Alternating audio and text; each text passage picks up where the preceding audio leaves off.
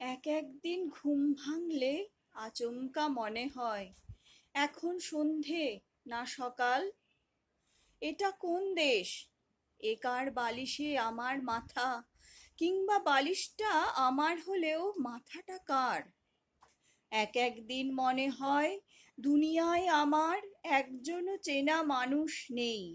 অচেনা লোকেরা আর চোখে তাকিয়ে চলে যায়।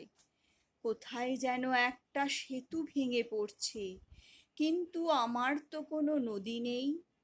কারুর কান্না শুনলে মনে হয় আমি সেজন্য দায়ী, অথচ কি অপরাধ করেছি জানি না। বাতাস আর বকুল গাছের শাখায় কি সব কথা কানাকানি হয়। ষাঁড়বদ্ধ পিঁপড়েরা হঠাৎ থমকে দাঁড়িয়ে উল্টো দিকে ফেরে।